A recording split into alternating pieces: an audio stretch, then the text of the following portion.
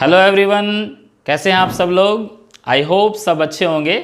और आज हम अपने इलेक्ट्रोस्टैटिक्स के लेक्चर को आगे बढ़ाते हुए इलेक्ट्रिक फील्ड के अंदर नया टॉपिक पढ़ने वाले हैं, electric field intensity at equatorial line of electric dipole.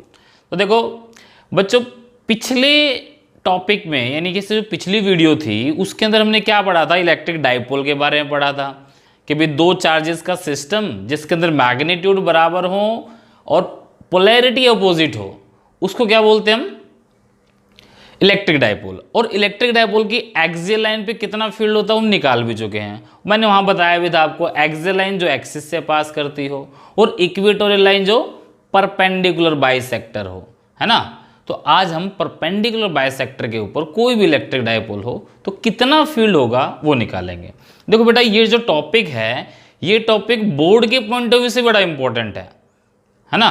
Board में कई बार इसका डेरिवेशन सीधे पूछा गया है, ठीक है। तो इसको बड़े ध्यान से समझना।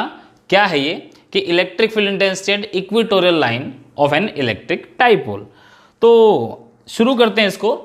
अब जैसा हमें पता है कि हमारे पास इलेक्ट्रिक डाइपोल के अंदर कितने चार्जेज होते हैं बेटा, दो, जिनका मैग्नीट्यूड बराबर होता है और पोलैरिटी अपोजिट होती है। तो यहाँ हम दो चार्ज लेते हैं कोई भी। मान लो मेरे पास यहाँ एक चार्ज है नेगेटिव, ठीक है, और दूसरी तरफ मेरे पास चार्ज कैसा है, पॉजिटिव। एक नेगेटिव चार्ज है और दूसरा पॉजिटिव चार्ज है, और इन दोनों के बीच का डिस्टेंस कितना लेते थे बेटा, 2a। कितना लेते थे, 2a। तो ये O हो गया, तो ये डिस्टेंस हो गया अपना a और ये वाला डिस्टेंस कितना हो गया, a। तो टोटल हो गया 2a। इस पॉइंट का नाम रखा हमने a और इस पॉइंट का नाम रखा हमने b। अब बेटा हमने इसकी इक्वेटोरियल लाइन पे क्या फाइंड आउट करना है कि कितना इलेक्ट्रिक फील्ड होगा।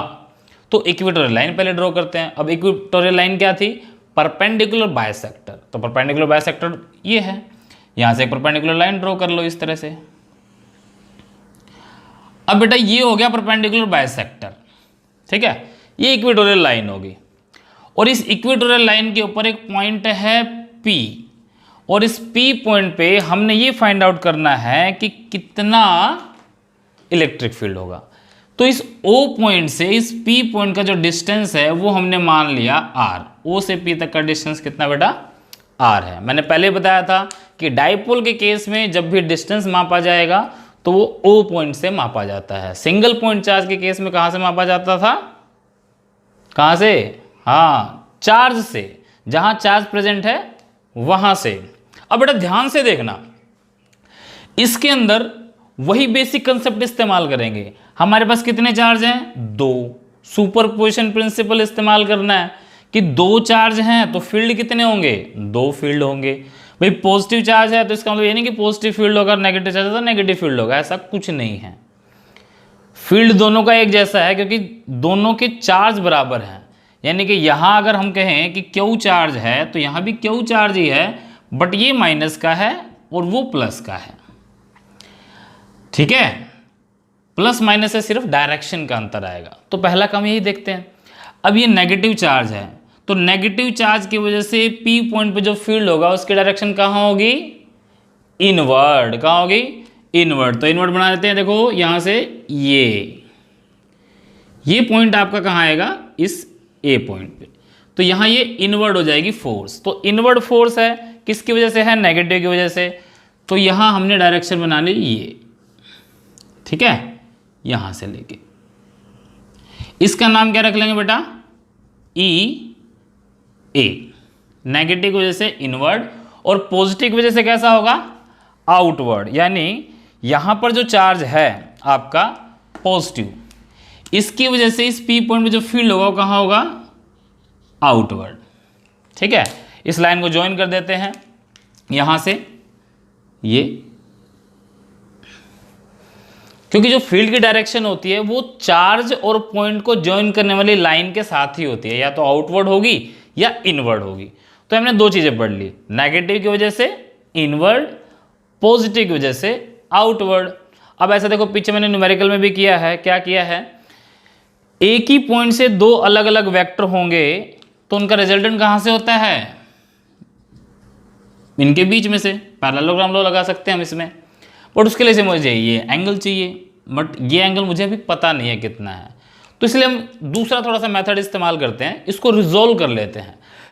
तो बेटा अब ध्यान से देखना बड़ा, ये एंगल मैंने मान लिया थीटा, ये अगर एंगल थीटा है तो ये वाला एंगल कितना होगा, ये भी कितना होगा, थीटा होगा। क्यों? क्योंकि कौन सा एंगल हो गया, अल्टरनेट एंगल। अब क्योंकि परपेंडिकुलर बाइसेक्टर है इसलिए ये साइड और ये साइड बराबर है, इसलिए यहाँ एंगल थीटा तो यहाँ भी कितना आ जाएगा, ये थीटा। अब ये थीटा है, इसके बिल्कुल फ्रंट में यहाँ आ जाए तो ये एंगल भी कितना हो जाएगा बेटा, थीटा। क्यों? क्योंकि कोरस्पॉन्डिंग एंगल हो गया। ठीक है, अब रिजोल्यूशन को बड़ा ध्यान से समझ लेना। अगर आपने रिजोल्यूशन को समझ लिया तो ये क्वेश्चन बहुत आसान है, बड़ा आसान डेरिवेशन है इसका। तो देखो रिजोल्यूशन कैसे होगा, हमने इसमें 11th क्लास में भी रिजोल्यूशन पढ़ा है, जिन्होंने नहीं पढ़ा उनको याद भी दिला दूं कि भाई जैसे मान लो कि ये फोर्स होती थी F और इसको हम दो रेक्टेंगुलर कंपोनेंट में तोड़ देते थे, जिसके साथ एंगल थीटा लगा दिया, वो कंपोनेंट हो जाता था F cos थीटा, यानी कि वेक्टर के साथ cos थीटा। जहां एंगल नहीं है वो कौन सा कंपोनेंट हो जाता था, F sin थीटा। इसको क्या बोलते हैं बेटा, resolution of vector in rectangular component. अब इसी का इस्तेमाल यहां हम करेंगे। तो देखो बड़ा ध्यान से देखो, अब मैं EA को तोड़ रहा हूं, देखो ये EA है।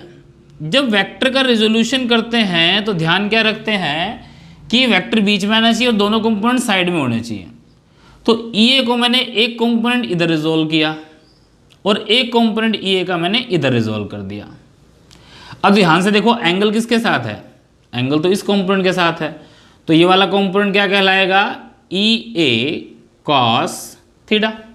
ठीक है, और ये वाला कंपोनेंट क्या कहलाएगा बेटा, EA sin थीटा। ठीक है, जिसके साथ एंगल है वो कोस हो गया, जिसके साथ एंगल नहीं था वो साइन हो गया। अब इसी तरह रिजोल्यूशन करते हैं हम किसका, EB का। EB ये है, EB का भी एक कंपोनेंट तो देखो इधर ही आएगा और एक कंपोनेंट दूसरा कहाँ आएगा, वो इधर आएगा। ऐसा क्यों? क्योंकि ये बीच में होना चाहिए, ये दोनों साइड में हो गए, तो जिसके साथ एंगल है वो हो जाएगा कॉस, तो ये हो जाएगा EB cos थीटा और ये वाला कंपोनेंट हो जाएगा EB sin थीटा। ठीक है बेटा, यहां तक मेरे ख्याल से आपको समझ में आ गया होगा। अब इसको सॉल्व करने से पहले इसकी थोड़ी सी वैल्यूज लिख लेते हैं हम कि भाई EA क्या है और EB क्या है। अब डाइपोल के अंदर हमें पता है P का फॉर्मूला क्या होता है बेटा, Q into 2A, dipole moment का ये फॉर्मूला है। अब हमने यहाँ कितने इलेक्ट्रिक फील्ड लिए हैं, दो, क्योंकि दो चार्ज हैं, एक नेगेटिव और एक पॉजिटिव। तो नेगेटिव की वजह से जो फील्ड है वो है EA, तो पहले EA कैलकुलेट करते हैं। और EA का फॉर्मूला बेटा याद करो क्या होता था, E का फॉर्मूला होता है Q upon 4 pi epsilon not R। तो ये देखो ये चार्ज है, ये चार्ज कितना है Q, तो Q upon 4 pi epsilon not R। R कितना बेटा, R होता है पॉइंट का चार्ज से डिस्टेंस A से लेकर P, यानी कि AP का होल स्क्वायर, और डायरेक्शन आ जाएगी इसकी अलोंग P से A की तरफ। ठीक है बेटा, अब AP कितना है तो AP कैलकुलेट करेंगे। अब ये हो गया A, ये हो गया R, ये परपेंडिकुलर हो गया ट्रायंगल, राइट एंगल ट्रायंगल हो गया। तो राइट एंगल ट्रायंगल में हाइपोटेन्यूज क्या होगा, base square plus perpendicular square, उसका अंडर रूट, यानी कि R square plus A square का स्क्वायर रूट। तो ये आ गया, इसकी वैल्यू पुट कर दो। EA कितना आएगा बेटा आपका, देखो Q upon 4 pi epsilon not, AP हो गया R square plus A square का स्क्वायर रूट। अब स्क्वायर रूट का स्क्वायर करूंगा, स्क्वायर रूट का स्क्वायर करूंगा तो कैंसिल हो जाएगा, तो ये आ गया अलोंग P से A, ये आ गया EA। Write it as equation number 1। Similarly ये पॉजिटिव चार्ज है। अब ध्यान से देखो, जितना Q ये है उतना ये है, मैग्नीट्यूड तो बराबर है। B से P का डिस्टेंस और A से P का डिस्टेंस बराबर ही होगा, क्योंकि ये आइसोसेलेस ट्रायंगल बन रही है, तो ये साइड और ये साइड इक्वल है, तो फील्ड भी क्या होगा, इक्वल। इसीलिए सिमिलरली करके अपना EB कितना आएगा, चार्ज वही और डिस्टेंस भी वही है, तो R square plus A square. Difference है सिर्फ डायरेक्शन में, तो बी से पी की तरफ जा रहा है वो, तो अलोंग लिख देंगे बेटा बी से पी। ठीक है, ये दो फील्ड हो गए, इसको लिखो आप इक्वेशन नंबर 2। दोनों को देखो, ध्यान से देखेंगे दोनों बराबर है, तो from equation 1 and 2 E A is equal to E B. Got my point? देखो मैंने यहाँ वेक्टर साइन नहीं लगाया क्योंकि डायरेक्शन अलग है, इसलिए मैग्नीट्यूड में दोनों बराबर हो गए। अब आ जाओ जी डायग्राम पे दोबारा। तो थोड़ा सा डायग्राम पे आए इस पी पॉइंट पे, और इस पी पॉइंट का डायग्राम अगर ध्यान से देखोगे तो इस पी पॉइंट पे एक फील्ड ऊपर लग रहा है ई बी साइन थीटा, एक नीचे लग रहा है ई A sine theta. Sine theta बराबर हो गया, ई ए और ई बी बराबर है, तो इसका मतलब ये दोनों बैलेंस हो गए। मान लो 50 ऊपर 50 नीचे, ऊपर 50 और नीचे भी क्या है 50, तो ऊपर नीचे दोनों 50-50 balance, cancel out each other, तो इसका मतलब ये दोनों कंपोनेंट क्या हो जाएंगे कैंसिल। बचा क्या? बचा ए कोस थीटा और ई बी कोस थीटा, जो एक ही डायरेक्शन में है। और मैंने पहले बताया था वेक्टर में जब एक ही डायरेक्शन में होता है तो टोटल कैसे निकलता है, ऐड कर दो सीधा, यानी इन दोनों को ऐड कर देंगे तो नेट आएगा और ये दोनों हो जाएंगे कैंसिल। तो हम यहां लिख लेंगे कि जो ई ए कॉस थीटा है and E B E A sine theta, sorry E A sine theta and E B sine theta will cancel out each other. और ऐसा क्यों होगा? Because they are equal in magnitude but opposite in direction. Direction में opposite है, magnitude में equal है, तो cancel कर देंगे। So therefore net electric field at P is given by, क्या होगा बच्चों? Yes you are right, E क्या होगा? E A cos theta plus E B cos theta. अब ई हो गया ई ए कॉस थीटा और ई बी किसके इक्वल था बेटा? ई ए के, तो मैं इस ई बी की जगह क्या लिख सकता हूं? ई ए, ब्रैकेट में आप रीजन दे दोगे because E A is equals to E B. Clear है? आगे बढ़ाते हैं। बस इसके बाद तो जिनका गणित थोड़ा सा मजबूत है वो बड़े आसानी से सोल्व कर लेंगे, जिनका थोड़ा सा वीक है वो भी आसानी से कर लेंगे, कितना मुश्किल है ही नहीं। तो ए कॉस थीटा क्या बन गया बेटा? 2EA cos theta. क्लियर? अब 2EA की वैल्यू कितनी है? ये रही जी value, Q upon 4 pi epsilon naught R square plus A square, ये लिख लिया हमने। ये E की वैल्यू आ गई। साथ में क्या है बेटा? Cos theta. अब कोस थीटा क्या होता है? Base upon hypotenuse. तो इस ट्रायंगल में देखेंगे, मान लो POB, ये ट्रायंगल लेता हूं POB, इसमें कोस थीटा क्या होगा? बेस अपॉन हाइपोटेन्यूज, यानी कि A अपॉन PB, और PB कितना है? जितना ये था, यानी कि ये है ना R square plus A square का स्क्वायर रूट। तो कितना हो जाएगा यहाँ? कोस थीटा की जगह बेस अपॉन हाइपोटेन्यूज, बेस कितना है? A, ठीक है, और हाइपोटेन्यूज कितना है बेटा? R square plus A square का स्क्वायर रूट। स्क्वायर रूट को हम 1/2 भी लिख सकते हैं पावर में। इसको आगे सोल्व करते हैं। तो E कितना आएगा बेटा? यहां से हमने क्या किया? Q को अलग कर लिया और इस 2 को A के साथ लिख दिया, Q इंटू 2A। समझ गए हो क्यों किया है मैंने इसको ऐसा? 4 पाई एप्सिलॉन नॉट। नीचे देखो बेटा, R square plus A square, R square plus A square, दोनों मल्टीप्लाई हो रहे हैं। अगर मल्टीप्लाई में बेस सेम हो तो पावर ऐड हो जाती है। यहाँ पावर कितनी है बेटा? 1, और यहाँ कितनी है? 1/2। तो 1 + 1/2 कितना हो बेटा? 3/2। तो ये हो गया बेटा R square plus A square की पावर 3/2। और ध्यान से देखो इसको, क्यू इंटू 2a, कहाँ देखा इसको, ये रहा, क्या है ये, डाइपोल मोमेंट, तो इसकी वैल्यू रख दो। तो E कितना आ जाएगा अपने पास सॉल्व होके, ऊपर हो गया P, नीचे हो गया 4πε0 R square plus A square की पावर 3/2।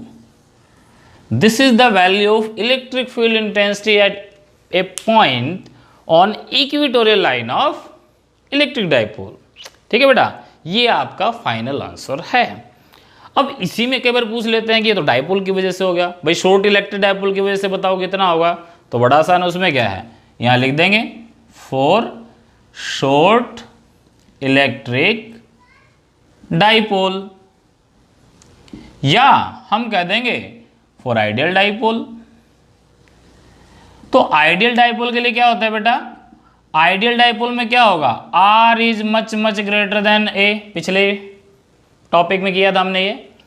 तो आर की वैल्यू ए से बड़ी होगी, ए हो गया नेगलेक्ट, तो ई कितना बचेगा, ऊपर बच गया पी, नीचे बच गया 4πε0 आर स्क्वायर की पावर 3/2। यहां सोल्व कर लो, आर स्क्वायर की पावर 3/2, 2 से 2 कैंसिल, तो क्या बचा आर क्यूब। ठीक है, यानी कि यहां भी आपका जो इलेक्ट्रिक फील्ड है वो आर क्यूब के इन्वर्सली है।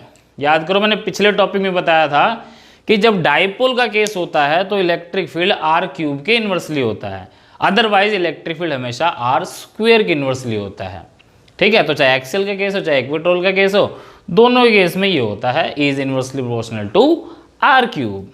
क्लियर है बेटा, तो ये फाइनली आपका ये टॉपिक कंप्लीट होता है। बट इसमें कुछ बेसिक चीजें और पूछी जाती हैं, अंदर की बात पूछी जाती है। वो अंदर की बात क्या है देखते हैं। तो अंदर की बात ये है कि जैसे मैंने पिछले केस में बताया था कि एक्सियल लाइन में डाइपोल मोमेंट P और इलेक्ट्रिक फील्ड E दोनों में एंगल कितना होता है, तो 0 आया था। इसमें कितना होगा देखेंगे, तो यहां देखो जो नेट इलेक्ट्रिक फील्ड आया वो है P से R, यानी कि नेट इलेक्ट्रिक फील्ड तो आपका ये आया है, ये इलेक्ट्रिक फील्ड आ गया भाई नेट। और डायपोल मोमेंट P जो है वो नेगेटिव से पॉजिटिव होता है, यानी कि डायपोल मोमेंट की डायरेक्शन तो ये होगी नेगेटिव से पॉजिटिव की तरफ, यानी कि ये। अब तुम खुद ही बता दो भाई इन दोनों के बीच का एंगल कितना है, 180 डिग्री। तो ये थीटा कितना आ गया बेटा, 180 डिग्री। यानी आपसे अगर कोई पूछे कि angle between electric field intensity E and electric dipole moment P in case of equatorial line is 180 degree. ठीक है, और एक चीज और हमने देखो बेटा ये पढ़ा था एक्सियल लाइन में शॉर्ट इलेक्ट्रिक डायपोल के केस में, वहां आया था 2p/4πε0 आर क्यूब, ये आया था। अब इसमें से खाली अगर मैं ये ले लूं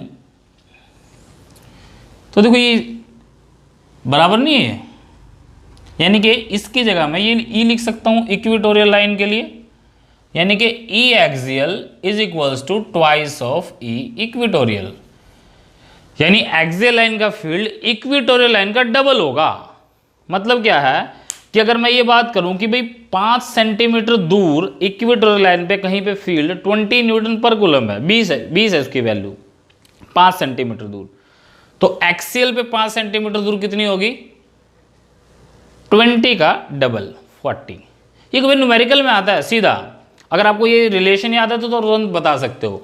या इसको कैसे पूछ लेते हैं, वो पूछ लेते हैं what is the ratio of electric field at axial to electric field at equatorial. तो रेशियो कितना आ जाएगा बेटा, 2:1, ये रेशियो पूछ लेते हैं। तो ये मैंने बेसिक बातें बताई 2-3, क्या कि ये एक्सियल लाइन इक्वेटोरियल लाइन का रेशियो कितना होता है, एंगल कितना होता है, और शॉर्ट इलेक्ट्रिक डायपोल के लिए केस कैसा होता है। ये छोटी छोटी बातें 1 मार्क से पूछी जाती हैं, अदरवाइज पूरा डेरिवेशन पूछा जाता है या न्यूमेरिकल पूछा जाता है। तो आई थिंक ये आपको समझ में आ गया होगा। इसको आप यहाँ पोज कीजिए, उसको नोट कीजिए, और मैंने जैसे पहले भी बताया था कि पहले इसको याद कीजिए, फिर कॉपी साइड में रख के इसको डिराइव कीजिए। एक बार आपने डिराइव कर लिया फिर गलती नहीं होगी। अभी आप पढ़ोगे तो समझ में आ जाएगा, बट डिराइव करने लगोगे ना तो गलतियां होती है। तो एक बार डिराइव करके भी देख लेना, क्योंकि एक डेरिवेशनल टाइप का क्वेश्चन है जो पेपर में आया था, तो डेरिवेशन भी आपको अच्छे से आनी चाहिए। ठीक है बेटा, इसको पोज कर लीजिए और इसको यहाँ से लिख लीजिए। तो बच्चों अपना जो अब डाइपोल के केस में अगला टॉपिक है electric field intensity at any point. देखो अब तक हमने क्या पढ़ लिया, डाइपोल है उसकी एक्सियल लाइन पे कितना फील्ड होगा, डाइपोल है उसकी इक्वेटोरियल लाइन पे कितना फील्ड होगा। ठीक है, अब हमने पढ़ना है किसी भी पॉइंट पे हो, चाहे एक्सियल हो चाहे इक्वेटोरियल हो चाहे कहीं भी हो, कितना फील्ड होगा वो निकालना है।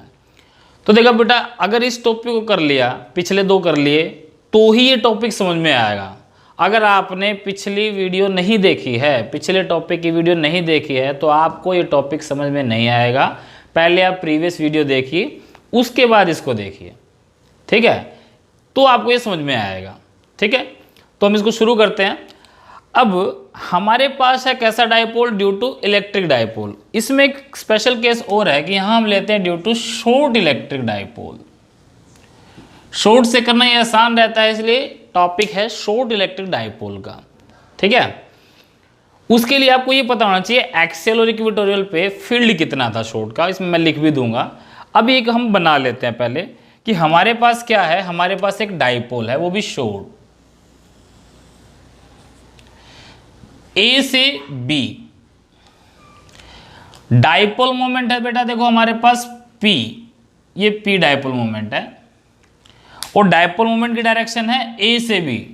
तो बनाने से आप समझ गए होगे कि इस डाइपोल में नेगेटिव चार्ज कहां पे है, A पर, पॉजिटिव कहां पे है, B पर, क्योंकि डाइपोल मोमेंट की डायरेक्शन नेगेटिव से पॉजिटिव होती है। ठीक है, एक बात।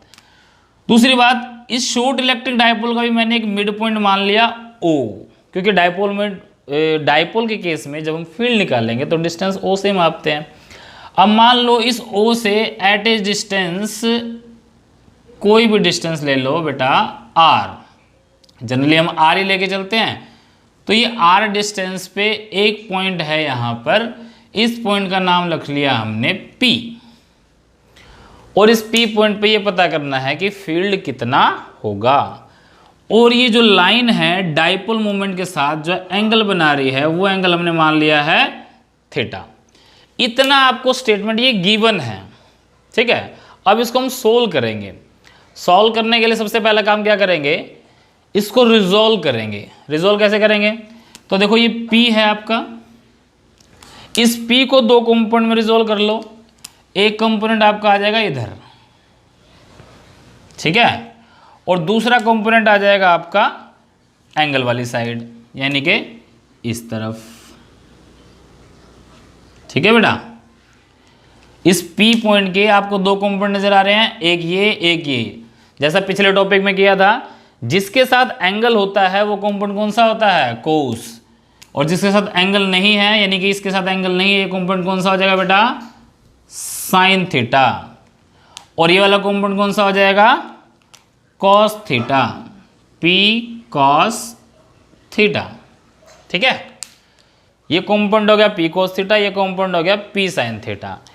एक काम और करेंगे हम इसमें, इनको थोड़ा सा आगे बढ़ा लेंगे। जैसे ये है, इसको पीछे बढ़ा लो थोड़ा सा, इस तरह से डॉटेड लाइन में। और इसी तरह से जो P साइन थीटा है, इसको भी हम थोड़ा सा पीछे बढ़ा लेते हैं।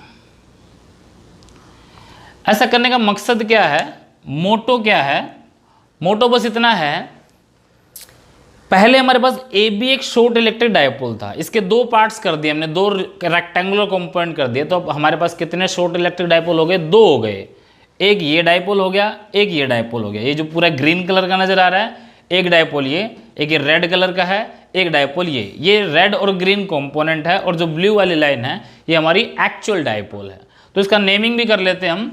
नेमिंग में इसका नाम रख लेते हैं हम A1, और इसका नाम रख लेते हैं हम B1, इसका नाम रख लेते हैं A2, और इसका नाम रख लेते हैं हम बेटा B2। ठीक है, A2 B2, ये A1 B1। अब आ जाओ बड़े ध्यान से, मैं एक बार थोड़ा सा प्रीवियस तुम्हें बता भी देता हूँ जल्दी जल्दी। हमने ये पढ़ा था भी ये नेगेटिव चार्ज है, ये पॉजिटिव चार्ज है। नेगेटिव पॉजिटिव ये एक्सियल लाइन पे P पॉइंट हो गया, और ये परपेंडिकुलर बाइसेक्टर, तो ये इक्वेटोरियल लाइन पे P पॉइंट हो गया। शॉर्ट इलेक्ट्रिक डाइपोल के केस में इस पॉइंट पे जो इलेक्ट्रिक फील्ड होता था उसका फॉर्मूला आता था P/4πε0r³, और यहाँ जो इलेक्ट्रिक फील्ड का फॉर्मूला आता था वो कितना आता था 2P/4πε0r³। ये तो होगी बेटा देखो इन दोनों की वैल्यू। दूसरा मैंने एंगल बताया था, एक्सियल लाइन के केस में P की डायरेक्शन इधर है नेगेटिव से पॉजिटिव, E की डायरेक्शन भी किधर होती थी, इधर ही, यानी कि जिस तरफ डाइपोल मोमेंट है उसी तरफ इलेक्ट्रिक फील्ड होगा। ठीक है, और यहाँ क्या होता था, यहाँ इलेक्ट्रिक फील्ड तो इधर होता था और डाइपोल मोमेंट इधर है, 180 का होता था ना, यानी उससे opposite.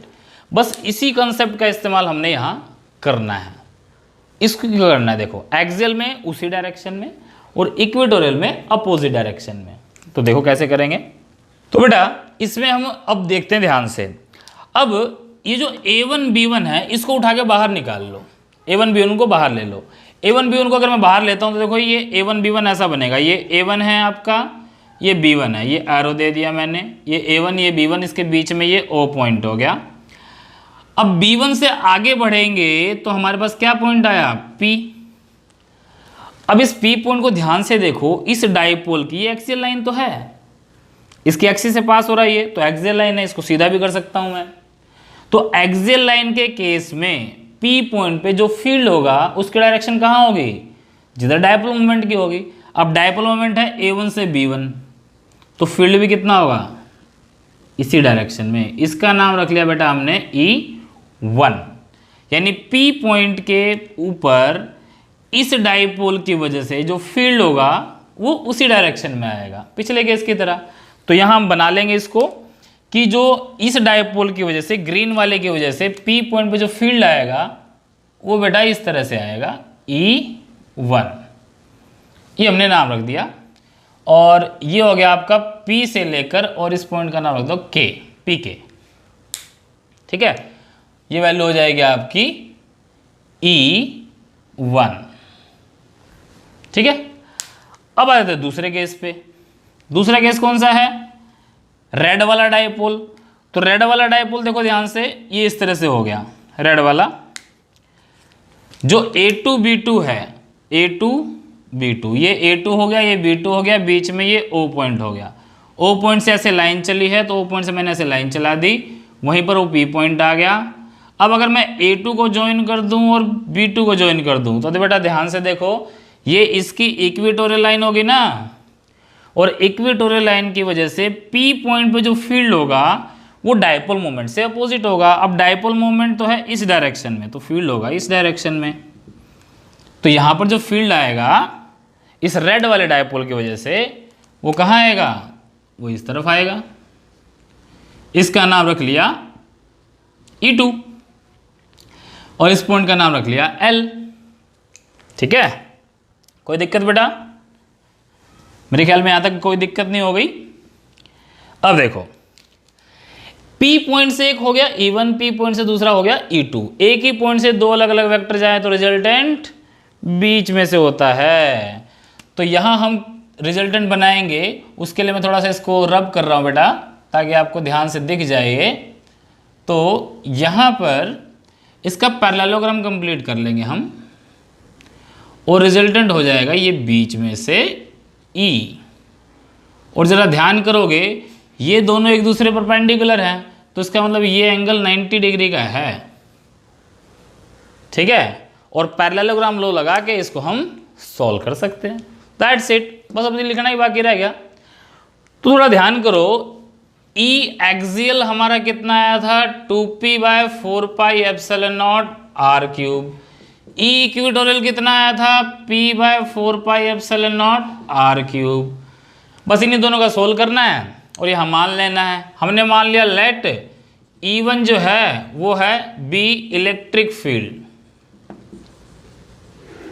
Eight axial line of dipole A1 B1। तो इस E1 की वैल्यू कितनी आएगी, इस E1 की वैल्यू इस डाइपोल की वजह से कितनी आएगी। तो E1 की एक्सियल लाइन का फील्ड ये था 2P/4πε0r³। बट देखो A1 B1 का डायपोल मोमेंट है P cos थीटा, तो यहाँ P के साथ क्या लग जाएगा cos थीटा, डायरेक्शन हो जाएगी अलोंग P2 K। इसी तरह सिमिलरली मान लिया लेट E2 क्या है, electric field eight equatorial line, है ना बेटा, equatorial line of dipole A2 B2, A2 B2, ठीक है, और A2 B2 है इक्विटोरियल लाइन, इक्विटोरियल का आंसर ये है, तो E2 आपका हो जाएगा P, और P का कौन सा कंपोनेंट साइन, तो P साइन थीटा डिवाइड में 4 pi epsilon not R cube. Clear है बेटा, ये हो गया। अब इसकी डायरेक्शन हो गई अलोंग P2L, ठीक है, और यहां लिख देंगे now resultant of E1 and E2 is given by which formula, बताओ, parallelogram law of vector addition, यही फॉर्मूला ना बेटा। तो लगा दो, पहले ही पढ़ा है। E कितना होगा, E1 square plus E2 square plus 2E1 E2 cos theta, कितना थीटा होगा E1 E2 के बीच में, E1 E2 के बीच में कितना एंगल है 90, सॉल्व कर दो, कोस 90 होता है बेटा 0, तो ये टर्म तो हो गई खत्म। बचा क्या आपके पास, एक बचा E1 स्क्वायर, एक बचा E2 स्क्वायर। E1 की वैल्यू कितनी है, तो ये है बेटा E1 की value 2p cos theta upon 4 pi epsilon not R cube, और इस सारे का कर दो स्क्वायर। E2 कितना है बेटा P sine theta upon 4 pi epsilon not R cube, और इस सारे का भी कर दो स्क्वायर, और इस सारे का अंडर रूट। ये E1 की वैल्यू रख दी, ये E2 की वैल्यू रख दी, ये 0 हो गया, इसको खत्म कर दिया। बचा कितना E इज इक्वल्स टू, अब बड़ा ध्यान से देखो, P upon 4 pi epsilon not R cube यहाँ भी है, P upon 4 pi epsilon not cube यहाँ भी है, दोनों जगह हैं, ठीक है, दोनों का स्क्वायर भी है, तो कॉमन आ जाएगा। तो P upon 4 pi epsilon not R cube, ये मैंने बाहर ले लिया, स्क्वायर था और अंडर रूट था, तो कैंसिल होके बिल्कुल बाहर आ गया अंडर रूट से भी। अंडर रूट के अंदर क्या क्या चीजें बच गई, क्योंकि P अपॉन ये तो गया, एक 2 बचा था, एक कोस बचा था, तो 2 का स्क्वायर हो जाएगा 4 और कोस का स्क्वायर हो जाएगा बेटा कॉस स्क्वायर थीटा। यहां से P चला गया, ये नीचे वाला चला गया, बच गया साइन, साइन का स्क्वायर कितना होगा बेटा साइन स्क्वायर थीटा, तो E कितना आ जाएगा P upon 4 pi epsilon not R cube, और इसको हम क्या लिख सकते हैं, 4 कोस स्क्वायर थीटा को मैं लिख सकता हूँ बेटा 3 cos square theta plus cos square theta plus sine square theta, ये हो सकता है ना बेटा। ऐसा आप कह रहे हो ऐसा क्यों लिखा सर, वहीं तक छोड़ सकते थे वहीं तक, मगर इसको थोड़ा सा और कॉम्पैक्ट फॉर्म में लाना था हमें, इसलिए किया है। क्यों, क्योंकि एक आइडेंटिटी बन गई, cos square plus sine square 1 होता है, तो यहाँ क्या बच जाएगा 3 cos square theta plus 1, this is your final answer. ये बेटा आंसर आ गया। किसी भी पॉइंट पे अगर आपने इलेक्ट्रिक फील्ड निकालना है तो ये आंसर आ गया। अब इसमें चाहे आप कोई भी केस ले लो, एक्सियल का ले लो, इक्वेटोरियल का ले लो, या एनी पॉइंट ले लो। एक्सियल का लोगे कोस कितना होगा 0, थीटा 0 होता है ना एक्सियल के केस में, तो कोस 0 कितना हो जाएगा 1, तो 3 + 1 4, 4 का अंडर रूट 2, 2p/4 पाई R के भी आ गया। इक्वेटोरियल का केस में थीटा 90 होता है, कोस 90 क्या हो जाएगा 0। अब ये ध्यान रखना, इक्वेटोरियल के केस में एंगल 90 में किसकी बता रहा हूँ, कहीं तुम पीछे वाले को रिलेट कर जाओ, वो तो कह रहे सर उसमें तो 180 डिग्री का एंगल था। ये थीटा किसका है बेटा, ये पॉइंट का इस डाइपोल के साथ एंगल है। इक्वेटोरियल की बात करूंगा तो ये पॉइंट यहाँ आएगा और ये एंगल 90 हो जाएगा। वो P और E के बीच की बात थी, ये एंगल वो नहीं है। तो इक्वेटोरियल के केस में परपेंडिकुलर होता है एंगल 90 होगा, कोस 90 हो गया 0, ये टर्म 0, 1 का रूट 1, तो खाली ये बच जाएगा, वो ये है। स्पेशल केस भी ये वेरीफाई हो जाता है। ठीक है बेटा, तो ये आपका टॉपिक था electric field intensity at any point due to an electric dipole, वो भी कैसा, शॉर्ट इलेक्ट्रिक डायपोल। क्लियर है बेटा? तो इसको आप यहां से आप पॉज करके इसको नोट कर सकते हैं।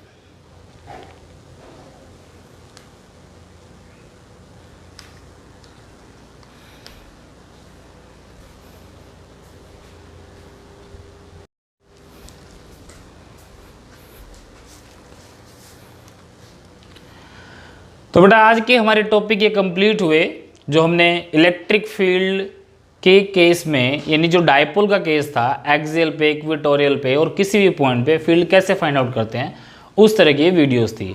अब हम अगले नेक्स्ट वीडियो में मिलेंगे टॉर्क के साथ, यानी कि अगला जो टॉपिक है वो टॉर्क से रिलेटेड है कि फील्ड के अंदर अगर डायपोल रखा होगा तो उस पर टॉर्क कितना लगेगा। उस वीडियो के लिए आप अगले वीडियो में हम जुड़ेंगे। तो तब तक आप ये नोट कीजिए, और अगर आप नए हैं तो हमारे चैनल को सब्सक्राइब जरूर कर दीजिए ताकि लेटेस्ट वीडियो आप तक पहुंच सके। और अगर आप पुराने हैं तो इस वीडियो को लाइक और कमेंट करना ना भूलें, क्योंकि अगर इसमें कोई आपको प्रॉब्लम है तो आप कमेंट में ज़रूर लिखें ताकि मैं उसको इम्प्रूव करके अगले वीडियो में आपको उसका सोल्यूशन भी दे सकूँ या उसका आंसर कर सकूँ। ठीक है, till then bye bye, take care, okay, thank you.